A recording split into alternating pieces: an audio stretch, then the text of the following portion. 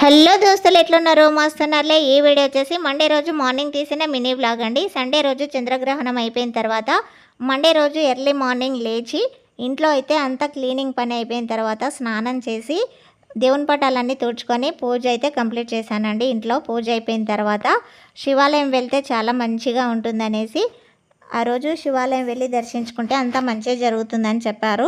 ఇంకా వెళ్తే బాగుంటుందని నేను మా వారు కలిసి శివాలయం అయితే వెళ్ళామండి। శివునికి పూజ చేసుకున్నాను ప్రశాంతంగా, చాలా బాగా అనిపించింది। శివాలయంలో నాకు ఎందుకో శివుడు అంటే చాలా ఇష్టం అండి।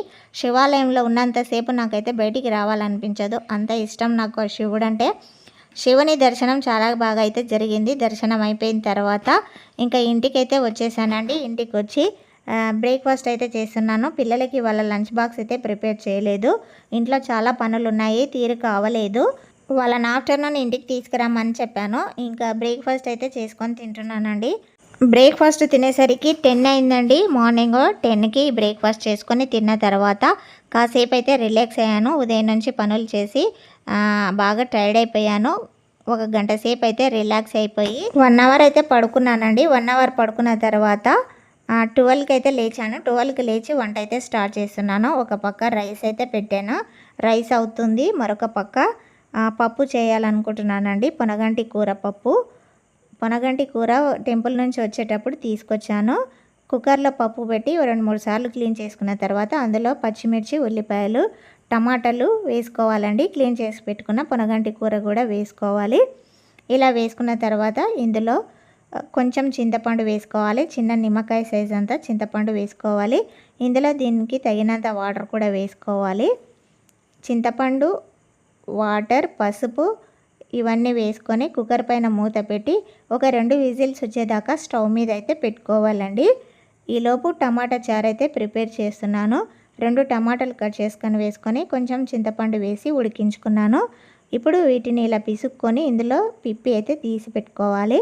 దీనికి తగినంత వాటర్ అయితే యాడ్ చేసుకోవాలి।